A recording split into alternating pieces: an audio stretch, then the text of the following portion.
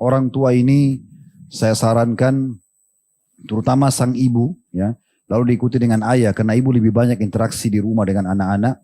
Lalu ayah nomor 2 dalam peran masalah ini ya. Jangan lepaskan pendidikan anak-anak ini. Baik itu pendidikan secara formal, artinya pendidikan lembaga yang kita ingin masukkan anak kita SD, TK, SD, SMP, SMA ini, kita yang pilihkan anak-anak itu. Dan arahkan kepada pendidikan agama atau yang berkualitas gitu ya. Kemudian juga kita hindarkan mereka dari apapun yang berbahaya bagi mereka di masa depan. Karena anak-anak tidak mengerti pergaulannya, lembaga pendidikannya, segala macam gitu ya. Ini penting sekali. Betul juga dengan di rumah. Sering terjadi komunikasi, sering tanamkan pendidikan agama, mana yang halal, mana yang haram itu selalu ditanamkan. Jangan biarkan teman-teman si ayah sibuk dengan alamnya bisnis selalu safar di luar negeri. Kemudian ibunya juga sama sibuk dengan wanita-wanita karir yang lain. Isinya anaknya cuma dididik sama pembantu rumah tangga. Atau dibiarkan saja di rumah. Atau dititip di rumah mertua. Rumah mertua pun mertuanya juga sibuk dan segala macam hal. Hanya membuat anak-anak ini terbengkalai. Kan gitu. Ini inti permasalahannya di situ sebenarnya. Karena kebanyakan orang tua melepas masalah ini. Dan di antara hal yang harus diperhatikan adalah selalu hubungkan fasilitas yang diberikan kepada anak-anak dengan prestasi. Jangan kita royal memberikan uang tanpa ada prestasi. Begitu juga dengan kalau melakukan pelanggaran, jangan biarkan tanpa hukuman. Harus itu dalam pendidikan. Kalau mau bagus dalam pendidikan, anak harus begitu. Kita mulai dulu yang poin pertama. Kalau kita ingin, dia minta sesuatu nih. Ayah, ibu, abi, umi, apalah dipanggil. Saya tolong belikan saya ini, tolong ini dan itu misalnya. Minta apa saja. Oke? Hubungkan dengan sesuatu prestasi. Boleh. Tapi hari ini ayah atau abi atau umi harus lihat kamu sholat 5 waktu ya. Bisa. Kamu harus store surah ini. Biarin dia hafal, surah pendek aja. Store. Atau kita hafal sebuah hadis kita mengatakan begini dan begitu. Atau tunjukkan hari ini kamu baik sama adikmu. Ya. Atau kamu begini dan begitu misalnya. Ikutkan. Setelah dia raih prestasi itu, berikan dia apa yang dia mau. Gitu kan. Jadi dia tahu, oh ternyata saya harus prestasi positif baru saya dapat ini. Itu penting sekali teman-teman. Banyak orang tua royal sama anak-anaknya tapi tidak dihubungkan sama prestasi. Ini sayang sekali. Dalam pendidikan anak ini sayang. Jadi teman-teman pun di sini yang hadir yang masih bujang, masih gadis belum nikah, kedepannya pendidikan anak itu penting. Apalagi kalau yang sudah punya anak-anak. Ya. Itu yang pertama dari sisi. Sisi yang lain, kalau melanggar teman-teman, berikan hukuman. Tapi sesuai dengan levelnya. Sesuai dengan levelnya. Ya. Kalau di bawah 7 tahun, itu kita berikan dengan nasihat, ya, tuntunan yang benar. 7 tahun ke atas, itu bisa dengan hukuman fisik, masalah memukul, kalau sudah melanggar batas. Makanya Ali bin Abi Thalib mengatakan, didiklah anak kalian dengan 7 tahun dikali 3. 7 tahun pertama dengan kelembutan. Dari bayi sampai umur 7 tahun. Karena ini masa mereka belajar. Contoh misalnya sering saya kasih contoh di pengajian ini waktu pernah kita bedah buku beginilah mendidik anak dalam Islam. Kalau di umur ini dia naik ke atas pohon, misal anak kita naik sudah terlanjur naik ke atas. Di sini 2 opsi. Antum marah sama dia, kenapa naik ke atas gini-gini? Ini bahaya. Karena ketakutan bisa jatuh dia, lebih besar bahayanya, efeknya. Tapi kalau kita bilang, oh anaknya ayah atau anaknya ibu pintar naik, pasti pintar juga turun. Dia turun kemudian baru jelaskan bahayanya kalau dia jatuh. Tapi 7 tahun kedua, 7 sampai 12 tahun ini butuh ketegasan. Ketegasan bukan kekerasan. Jadi misalnya, ayah tidak mau kamu buat ini, ibu nggak mau kamu begini, kamu harus begini. Itu ketegasan namanya. Di umur ini, umur pendidikan. Ini sebenarnya umur SD ya. SD sampai awal-awal SMP, 7 sampai 14 tahun. Makanya Nabi SAW mengatakan, ajarkan anak kalian sholat di umur 7 tahun. Dan pukullah mereka di umur 10 tahun. Ini kan ada masa ketegasan di situ, ya. Dan pisahkanlah mereka di ranjang, kan gitu. Itu sampai 14. Nah 14, 7 tahun ketiga 14 sampai 21 diajak bermusyawarah. Di situ boleh kita tanya pendapatnya. Jangan ditanya pendapatnya di umur 5 tahun, 7 tahun.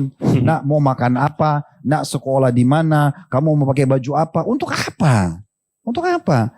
Saya didik anak-anak di rumah. Yang Allah amanahkan alhamdulillah. Ini baju. Pakai ya nak. Selesai. Kita pakaiin sebagai orang tua. Ini makanan ya. Bismillah rezeki kita hari ini. Baca bismillah, makan tangan kanan. Selesai. Oh aku mau makan ini. Gak ada. Hari ini rezekinya ini. Selesai. Kita arahkan begitu. Jadi mereka terbiasa dengar orang tuanya. Kan gitu. Kalau kita sekali tawarin, nak mau makan apa, lalu kemudian kita lupa menyiapkan makanan dia sudah cukup mengatakan, ayah sudah janji, ibu sudah janji, ini jadi kalimat bab durhaka pada orang tua. Wala taqul lahuma uffin, kata Allah kan. Jadi tidak boleh. Tidak usah kasih pilihan. Termasuk sekolah, ini sering kami kasih saran gitu ya. Si suami umur 30 tahun, si istri umur 25 tahun, anaknya 7 tahun. Mau pilih sekolah. Diajaklah suami istri ini pergi sekolah A sama sekolah B.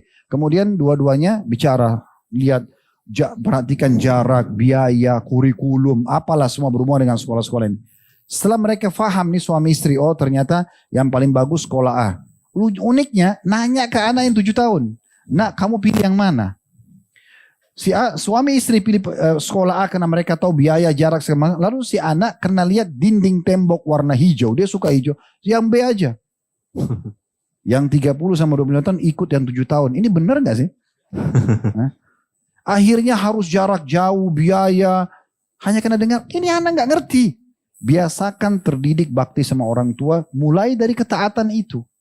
Justru kalau sayang sama anak-anak, kita yang pilihin bajunya, makanannya, sekolahnya. Biasakan itu. Kalau antum didik dengan pola seperti ini, nanti setelah dia menikah pun, pernah lihat gak ada orang anak-anak atau kita mungkin ya sudah dewasa. Saya pun merasakan itu, subhanallah. Kalau setelah menikah pun saya masih tidak pernah lepas dengan orang tua. Untuk tanya bagaimana sarannya, bagaimana pendapatnya. Karena kita merasa dididik dari kecil seperti itu. Kita tidak pernah merasa harus lepas dari orang tua. Nah itulah fungsi orang tua. Kita dijadikan orang tua untuk itu. Oleh Allah SWT. Supaya kita mencetak anak ini seperti yang kita inginkan. Nah itu penting. Jadi mulai dari situ dulu teman-teman sekalian. Ya mulai dari situ. Sama tadi fasilitas saya bilang, hati-hati. Karena orang tua kadang-kadang royal kasih ke anak dan tidak dikontrol. Bagi dia yang penting bagaimana kasih ke anaknya. Anaknya tahu temannya judi online, dia ikut juga. Kan gitu. Dan subhanallah judi sudah jelas haram dalam Islam. Judi itu sudah haram, dosa besar. Plus juga dari 10 transaksi, mungkin 1 yang berhasil. Memang sudah begitu. Tapi syaitan hiasi seakan-akan dia akan menang terus. Padahal sebenarnya tidak.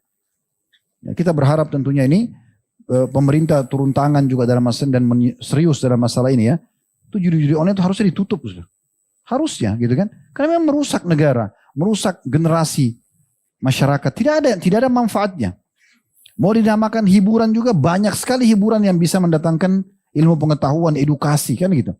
Museum, perpustakaan, ya, sejarah banyak sekali yang bisa kita jadikan edukasi yang akhirnya masyarakat kita berkembang jadi generasi yang justru memimpin dunia kan harusnya gitu. Kalau di judi online ini jadi kacau semua hidupnya. Kalah judi mencuri. Umumnya kalau kita dengar cerita para pejudi ini itu luar biasa.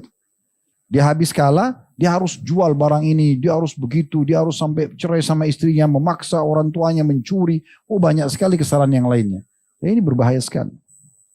Jadi kita berharap tentunya dari sisi internal para orang tua mendidik anak dengan baik, jangan mudah memberikan fasilitas tanpa ada hubungannya dengan prestasi-prestasi yang baik juga, sehingga mereka tidak ke sana. Dan kalau sudah mulai anaknya cenderung kepada satu masalah, maka dia masuk segera menyelesaikan masalah tersebut ya. Tapi dengan cara yang baik, dengan cara yang santun. Karena anak yang sedang mati masalah teman-teman, kita ini sebagai orang tua di posisi antara dia pilih kita atau temannya. Maka kita harus betul-betul hadir di sini sebagai orang tua dan sebagai sahabat dia.